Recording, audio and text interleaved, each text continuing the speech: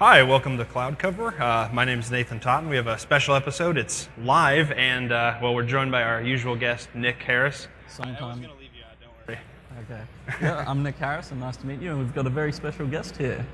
Thanks. Yeah. Scott, sorry. Go Listen, ahead. sure. I don't think you need an introduction. Yeah, that was a good point. You don't even need to introduce him.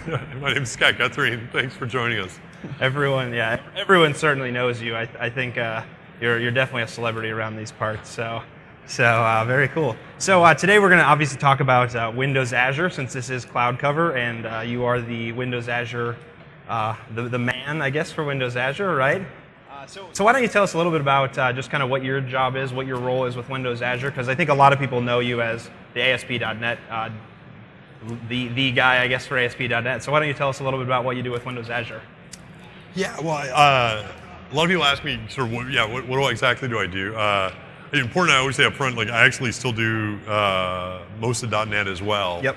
So all the server-side pieces of .NET, including ASP.NET, the Entity Framework, WCF, and I actually manage more of the server-side pieces of .NET than I used to. But those all live in my organization as well as and then where I spent the majority of my time in the last 12 months, in terms of my personal time, has been on Windows Azure.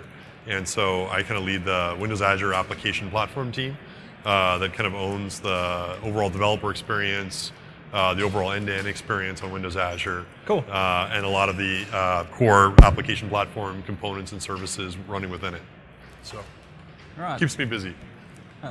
Awesome. So for those people who may not have been sort of perhaps using Windows Azure recently, or those that have, over the last year, I guess recently, we've made some big announcements. And there's some significant additions to the Azure platform. Would you like to sort of talk a little bit about what those may be? Yeah, I did a blog post on this last week. So if you're looking for more details, you can definitely check out my blog at webblogs.asp.net/skygu for a more in-depth rundown. But at a high level, last week we shipped on Thursday probably the most substantial update of Windows Azure we've ever done. It really brings a whole bunch of new capabilities that you can take advantage of. One is just kind of a re-envisioned experience. So a new admin portal that makes it really easy to work with services and kind of visualize things and have built-in monitoring. A new set of SDKs that you can use to program against the entire surface area of the product. We have really great .NET and Visual Studio support and significantly enhanced that as part of this most recent update. But we also now have other languages as well. Including even Mac and Linux SDKs that you can use. And then in terms of capabilities, one of the big things that we introduced this past week is virtual machine support. So you can now host any virtual machine in Windows Azure, whether it's running Windows or Linux. You can do virtual private networking to an existing enterprise network or another data center. We have a really great new website option that we've launched, which makes it sort of super easy, and literally in seconds you can create a new website. And you can now deploy to websites also in seconds and stand up web presence on Azure. We support end-to-end, what we call continuous delivery, so that you can integrate publishing of applications and solutions with your source control system. And so you can either use TFS or Git to basically check in your app and then kick off a build, kick off unit tests, and automatically deploy a solution into Azure. We introduced new distributed caching capabilities that allow you to build apps that are faster and scale out across a distributed set of machines really fast, and more and more and more.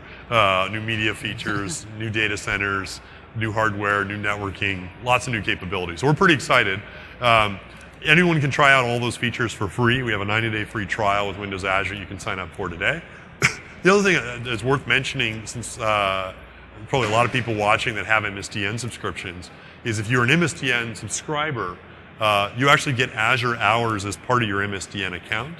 And so if you're an MSDN professional or higher, you have a certain number of hours that you can use. And so you can actually take advantage of all the stuff I just described, in many cases for free, because it's just included as part of your MSDN subscription. So it's a really powerful offering, a lot easier to use, and a lot of great things you can take advantage of.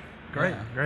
So one of the things you mentioned that I think is really exciting for developers is the integration. You talked about, we have new stuff for Visual Studio. We have new tools for even Visual Studio 2010. We have tools for Node development. You want to tell me a little bit about some of the teams internally, some of the tools we're building to kind of bring that developer experience together, and make it super easy and super powerful? Yeah, I mean, I think a lot of people, one of the things that's been nice to read in the last couple of days of people saying, wow, I looked at Azure before, but now it's super easy. It feels like butter. It's like smooth as butter. It's really fast to get going and make progress on. And that's something we've focused a lot on over the last 12 months. We did kind of a point update in December where we fixed a lot of things. And then this most recent release in the last couple of days really kind of transformed the Azure experience. One of the things that we've kind of focused on when we kind of brought the team together about a year ago was, how do we think end to end? How do we actually kind of help people fall into what I call the pit of success, where the right logical stuff just happens, and the stuff that people kind of expect or need in order to build a real solution is kind of provided out of the box in a really easy way. And so we spent a lot of time just focusing on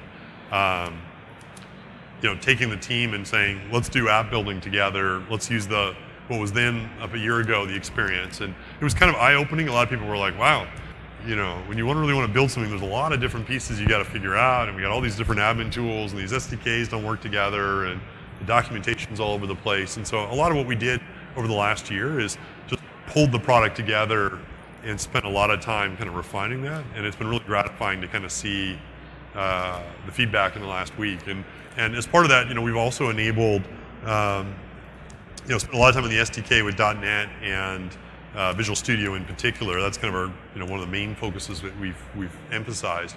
We have added other languages and other platforms. And the whole time, though, when we've added it, it's not been, let's just add a checkbox. It's really, we're not going to say we have it until it's great. And how do we do that end-to-end experience so that we support the tools and the infrastructure that people expect and make it really work great. Cool. Yeah, I actually noticed, not along with our Windows Azure SDK for Node, I like Node. I spent some time playing around with that. I noticed last week we shipped like the library for Node for SQL Azure now, yep. or SQL databases. Yep. So really bringing that end-to-end experience to not only .NET developers but the other developers. So yeah. I think that's great. Let's just remind the viewers we are taking questions live. If you let me hold up the sign. I know our regular viewers are probably sick of Nick and I asking questions, especially after the last episode, which was about an hour and a half long. So it was an epic episode of Cloud Cover. So tweet your questions to Scott, Channel 9 Live, and we'll be happy. Oh, there's the camera. Did I hold it right? Yes. Okay. I just figured out that we were on the TV there. So anyway, so we have a few interesting questions up here. Let's go into this one. So I guess we've got a question. Any plans on building a web-based IDE for ASP.NET? I know there's some partner companies that we work with that do similar things. Do we have any plans internally for something like that? That's a good question. Yeah. So the question is, are there plans for a web-based IDE for doing ASP.NET? It's something that we've looked at and we certainly have prototyped. The challenge always with web-based IDEs has been they're really good for certain things, and then would you sit down and build a giant app for it? And when you compare to kind of the experience that you get today inside, say, the Visual Studio IDE or even inside the Web Matrix IDE, providing the full set of debugging and IntelliSense kind of experience is hard. So, I'm always torn on that. I think the idea sounds great. I haven't quite seen one that goes fully. Mm-hmm. Where I think it makes a lot of sense is where you want to be able to kind of quickly on a live site be able to make edits and tweaks. And it might not be what you use for kind of the end-to-end workflow, but certainly for parts of the overall development lifecycle, having that option of just popping up in a browser and making a quick change is something that we want. And so I think that is something you'll probably see us kind of introduce in different capabilities in the future. Cool. So in the meantime, developers who may be requiring those fast updates to websites, the new publish feature in Visual Studio, for instance, is extraordinarily fast to Windows Azure websites. Yeah. So as an interim, that's great as well. But I think we've also got some other publishing options like Git, TFS, and FTP. Yeah, one of the things we try to do with our new website feature that we just launched on Thursday is enable you to basically use whatever tools you already have in order to deploy. In the past, we kind of require you to have you have to use a custom tool from us in order to do it, and we really try to say, hey, let's not make people use learn new tools. Let's let them use the tools they have. And so with websites, you can literally use FTP or secure FTP to publish. And so any FTP tool on any platform just works. We also support Web Deploy, which is one that we've used in Visual Studio in the past. That is a nice option which you can actually not only deploy the content and the code of your website, but also bring along a database, including migration capability, so you can evolve the database schema on the fly. And then we support two source control-based solutions. One is TFS, and the other one is Git, which is a distributed source control solution. And so the nice thing on Git is, you mentioned Node or you mentioned Python or PHP. You can basically on any platform, whether it's a Mac or Linux dev machine, check it in Git, point it at Azure, Git push it, and it will just work. And again, that's sort of going back to this mantra with Azure of how do we enable that end-to-end experience? And part of that is working with the mature tools that people already have. Cool. On whatever platform they want. Great. So I think you've had a lot of. We've showed a lot of demos of using websites. You showed how to use that in the keynote, and you integrated with Service Bus. We've seen demos, cloud services, VMs. I think one of the really cool things is how those all can tie together, right? I think someone who maybe picks up Windows Azure may look at VMs and think, oh, well, I can deploy my existing app there, but maybe doesn't always consider that you could use websites or other services. Do you want to talk a little bit about kind of how we bring all those things together, the variety of services we offer that really make the developer experience very powerful and also flexible? Yeah, I think that's sort of something was part of this release that we've really tried to do is in the past with Azure, it was a little bit of a kind of my way or the highway kind of approach where you had to write to our very specific programming model or nothing would work. And what we heard from a lot of customers was, I like that programming model, I think that's where I want to get to, but I also have existing code, or I want to be able to do Windows and Linux, or I got this web front end and it's a little bit overkill what you're providing me. And so one of the things we've tried to do with this most recent release is really have a flexible story where you kind of have the ability to use whatever you want to use, using whatever tools, and more importantly, be able to use all these different things and actually mix them up so that you have the flexibility to say, hey, I want to use a managed website model for my front end, but I can spin up a VM and I can put SQL or SharePoint or BizTalk, or if it was Linux, Mongo or Riak or Redis in it, and connect to it. And I could have one language on this end, one language on that end, one OS here, one OS there. Or I could have a cloud service that talks to my website or vice versa. And that flexibility to use platform as a service and infrastructure as a service together, the ability to use everything, the best of the Microsoft ecosystem and the best of the open source ecosystem together, is I think what really makes Windows Azure unique. Great. And it gives you a lot of developer productivity, a lot of flexibility, a lot of options, and ultimately puts you in control. So one question which I think people may ask is, if they're just starting with the platform and they're perhaps trying to develop something, how do they identify which feature is perhaps best suited to what they're trying to use? Like, if I'm a mobile developer and I'm building out some back-end services for some apps I'm building, should I go and look at cloud services, or should I look at Windows Azure websites, or what's a VM role? Can you perhaps provide a little insight into people as to what each specific vertical is best suited for? Yeah, we have actually on our Windows Azure website, we do have some guidance in terms of, hey, specific characteristics of what you're looking for. The thing I typically recommend to someone who's new to Windows Azure is, spend 90 minutes with it, spend an hour with it, and try out all three. Yeah. The nice thing about the website model is you can create a site in 6 seconds, and then you can deploy a site in maybe 10 seconds for the first time, and you can do updates in seconds as well. And so, build a website, pick whatever language you want, build and deploy it, see how it works. Stand up a VM, pick one in Windows, pick one in Linux, and either terminal server in or SSH in, and install whatever you want within that VM. and then take that website that you created earlier, convert it to a cloud service, add a middle tier, and deploy it, stick a cache on it. Right. And the beauty about, I think, Windows Azure now is you can do all those things. And I just finished an hour-long talk about Windows Azure, and I did all 3 of them and more. And you can do all of those and actually experiment with the platform now really, really easily. And our free trial option is designed to give you the ability to do that at no cost.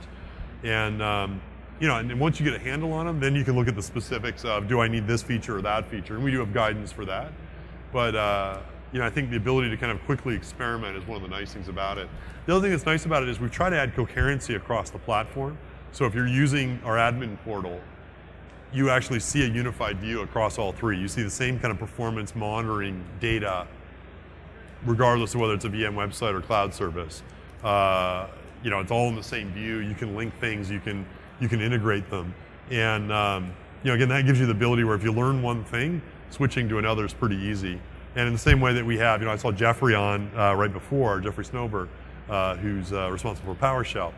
In the same way that we support the ability to do everything in the portal from a GUI perspective, we're also shipping PowerShell scripts as well as Bash scripts for other platforms so that you can manage everything from the command line as well, using a unified management API, using a unified monitoring API.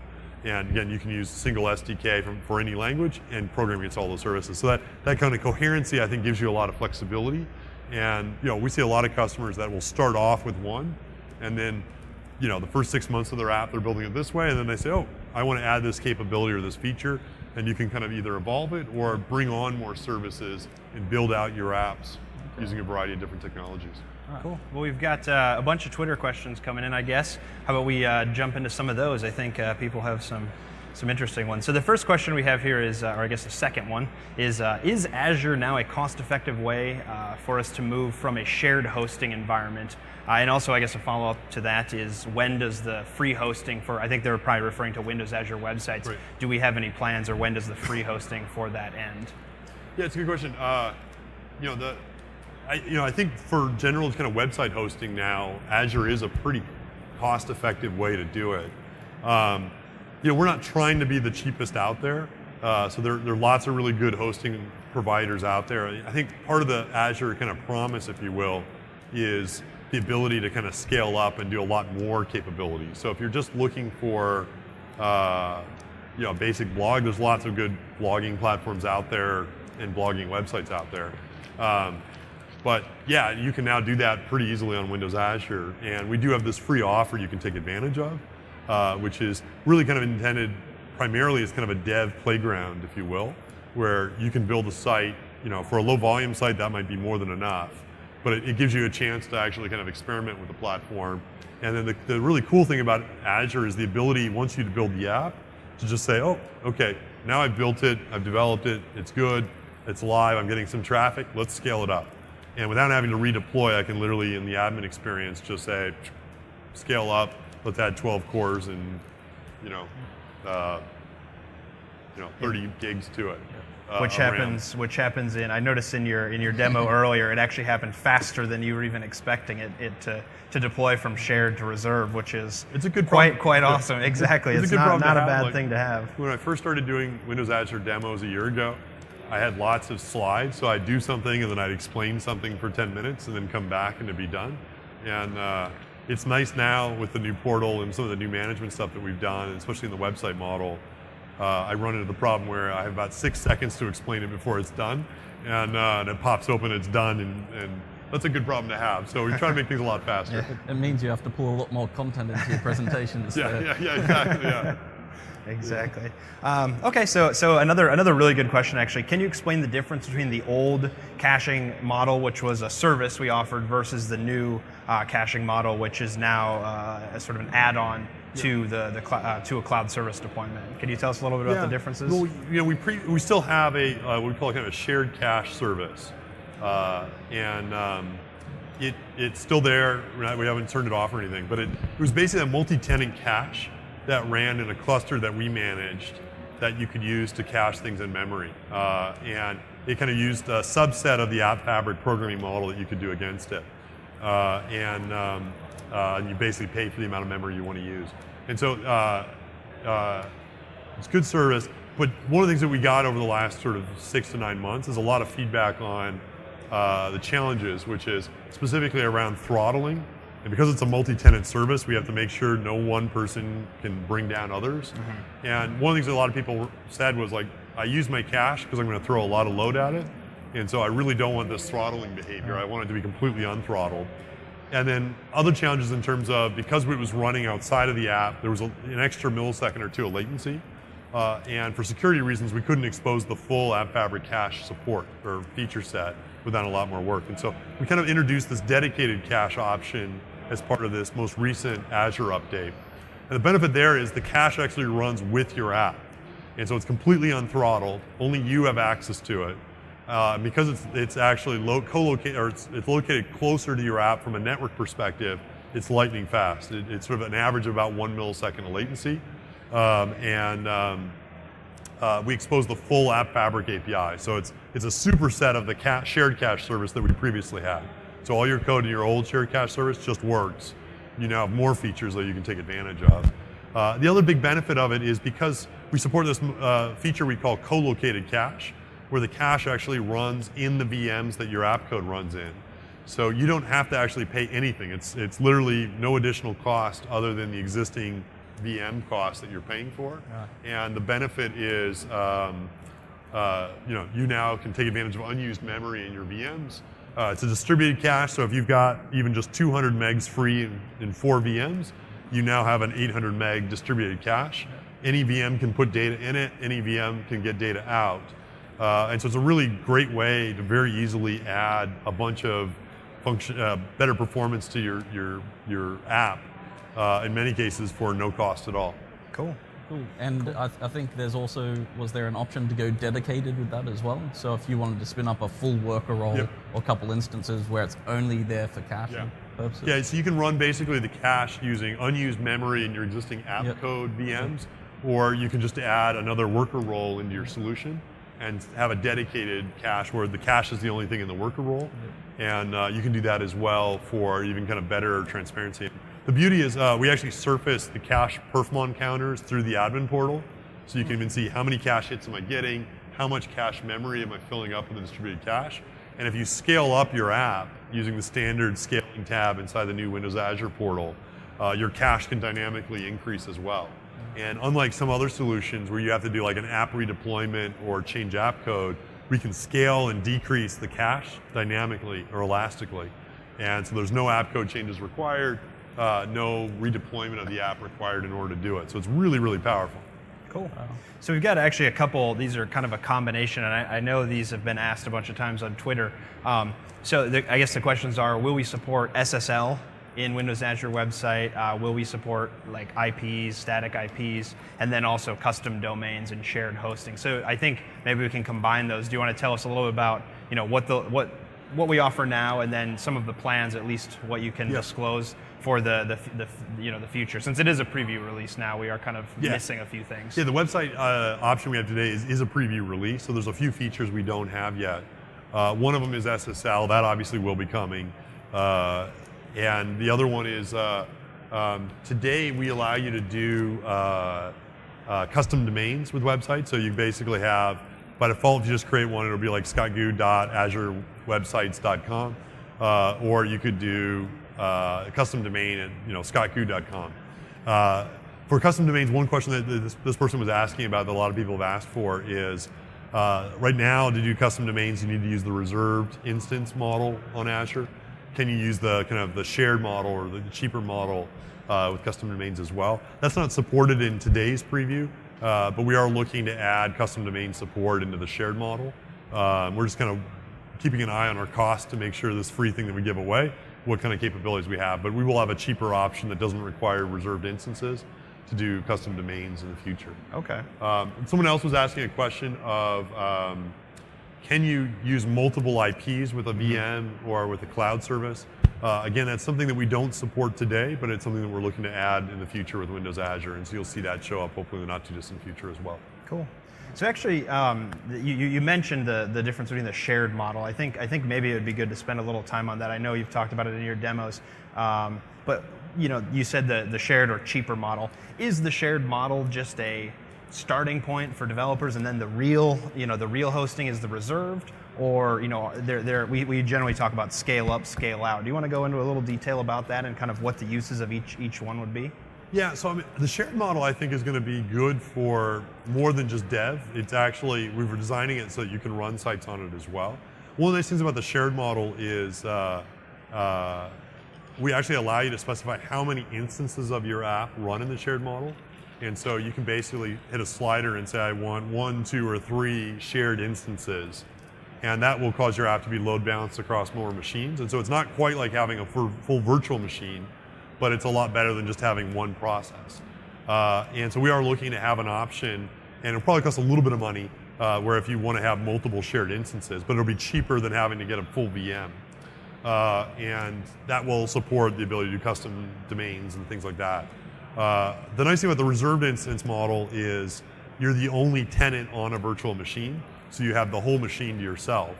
And that gives you better isolation and better performance predictability. And again, you can specify any number of machines that you want to run reserved instance mode. And what we're trying to do is have kind of a very nice gradual model where you can start absolutely for free, no obligation, and then, I'm getting a little bit more traffic. Let me scale up to a second shared instance. Oh, a little bit more traffic. Let's scale up to another instance. Oh, I want a full VM, and I can scale up there. And the cost, will be very gradual, so that if it's just a free site, you can just still host it for free. But if it's a site that you want to run, but you don't really want to pay $50 for a VM, there'll be a couple of cheaper options that you can do in the shared model. Cool. Okay. And the beauty is you don't have to redeploy your code. You get the same TFS, Git, FTP, web deploy experience in all of them. Same instantaneous, split second site creation. 6 seconds I can create new sites, regardless of any of those sliding scales.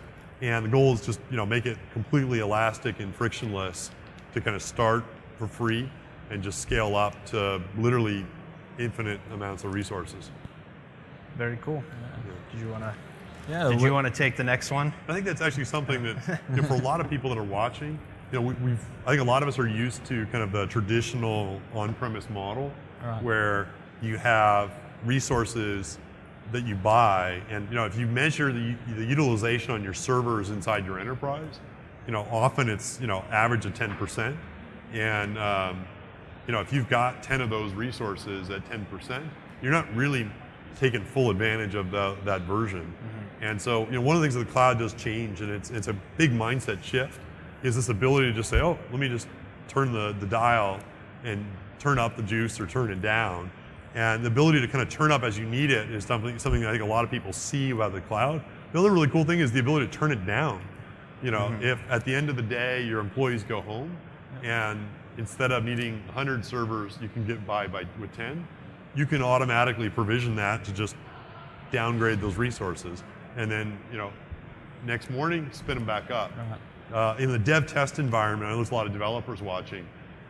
With us, that MSDN subscription hours for Azure come into a lot of usage, or become really handy. Is if you want a VM that you're using for development, you can create, spin it up at the start of the day in a few minutes, start using it during the day, and then when you go home at night, you can turn it off, and you're not paying anything for that VM overnight or on the weekend. And so those MSDN hours, can often let you run a VM 24/7 for free. But if you actually turn it off on weekends and at nights and things like that, it allows you to spin up multiple VMs during the day, and again, also effectively for free. And that ability to both turn on and turn off is really, really powerful. So you've mentioned VMs a few times here, and I did notice in the keynote that they talked a little bit about on-premise to cloud and cloud to on-premise scenarios. Could you perhaps give us a few details on how people may perhaps be able to take something in their virtualization stack on-premise? They may have VMs there. Is it just as easy as grabbing that and pushing it straight up? And could you sort of tell us the workflow that they'd have for that? Yeah, I mean, one of the nice things about the virtual machine model that we have in Windows Azure is we support the same VHD file format that we use on Windows Server and Windows Client today. So if you have actually Windows 8, it comes with Hyper-V built in. And so if you create a VM using that and then upload it, it will just work in Azure. And so if you use the Azure portal to kind of step, create a VM and get it up and running, you can turn it off and then download it and literally just boot it up on top of your Windows desktop or Windows server running in your local environment. And no import-export required. It's the same file format used in both. And that flexibility and kind of what we call portability to run the VMs anywhere, whether it's your on-premise environment in Azure, or you can create a VM and run it in someone else's service provider hosting environment, we think is really powerful and gives you a lot of options. And the other nice thing about it, if you're bought Microsoft software under kind of what we call software assurance, which is what typically enterprises do, we don't require you to actually repurchase the software if you want to run it in a different environment. So if you've already bought SQL Server under SA, you can just upload it and run it in Azure, and you don't have to buy a new license, and vice versa. And so again, it gives you a lot of flexibility in terms of how you manage your workloads. It's pretty awesome. Flexible and open, I think, are two of the keywords on the new Windows Azure document. Yeah. And rock solid as well. Rock solid, yeah. Awesome. Very nice, very nice. Yeah, so I guess another question here. Let's go with the cost model one. Not always the most exciting thing to talk about, but certainly important. SharePoint something, sorry, it's cut off. I can't read your full Twitter handle. Asks SharePoint L Horn. Are there cost model case studies available for Windows Azure? He notes that the Azure calculator is good, but it is maybe, if you're building a really complicated solution, a little lightweight. Can you explain a little bit about costs on Windows Azure, maybe particularly since I think it's SharePoint, the comparison between running SharePoint on-premise versus in the cloud? Do we have a little more information on that? Or how it's a very good question. I mean, in terms of, we are going to put up a lot of case studies that walk through both architecturally how you stand up services, but also kind of trying to explain a little bit how to figure out how much they're going to cost. One of the things that we do provide with Azure today is or it's new actually in the last 6 months, is the ability to see your bill in real time and actually to track what your utilization is effectively in real time. I mean, it's a few minute delay, but effectively in real time. And likewise with the new portal that we just shipped last week, you can now monitor your performance like CPU, disk I/O, network activity in real time in the portal, or through PowerShell or Bash scripts. And so, what I typically recommend for people that are trying to figure out how much is this going to cost is try to get a proof of concept up real quick, throw a bunch of load at it, and you can very quickly see how much resources you're consuming. And because, again, you only pay for the hours that you use, even if you just get a simulated app up and running and you simulate the number of, requests and traffic, you can get a really good sense very quickly of the exact cost of what it's going to cost, and you can kind of plan out based on that. And so we are going to have case studies and all those other things as well. We do have a nice calculator that lets you guess beforehand, but I also would recommend just try to build a proof of concept and simulate it and get a good sense. Yeah, which is, that's really fantastic about the cloud is you can build, like an extra large VM is pricey, I guess, or not pricey, but if you're, depends who you are. If you're a guy in a garage, an extra large VM is maybe a little pricey, but that costs a little bit to run.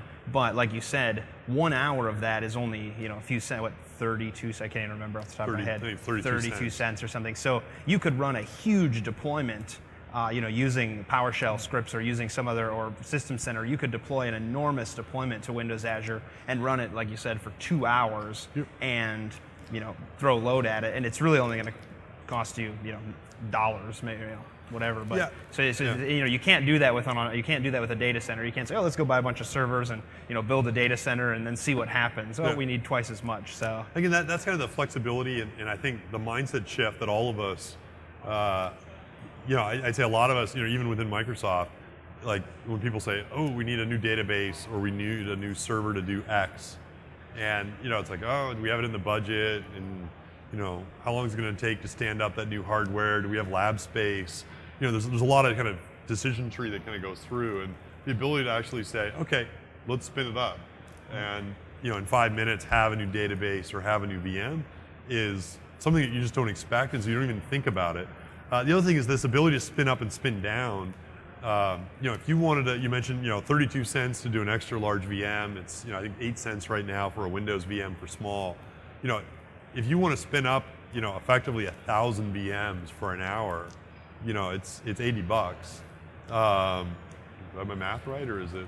Yeah, so it's $80, and so 1,000 servers is something that a lot of people generally don't even think about doing.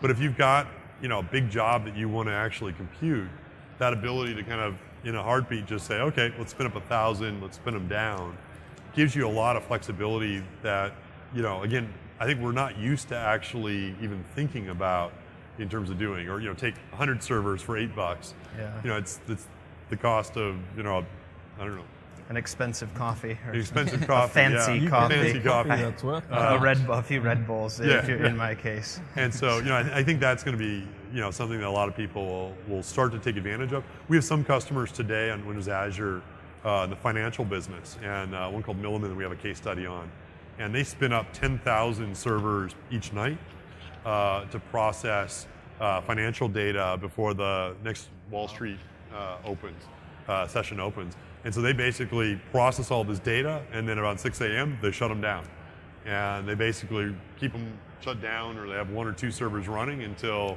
8 o'clock the next night.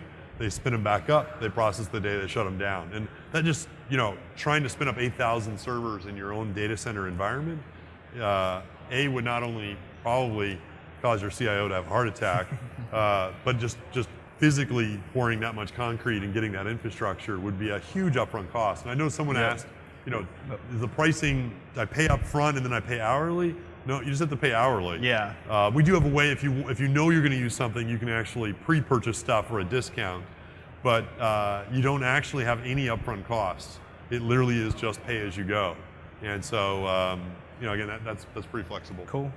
Well, I think we're actually a little bit over, but really great questions. I know there was a bunch of Twitter questions that we didn't get to, so you'll answer every single one of them. No, I'm just kidding. Please email them to Nate. Yeah, exactly.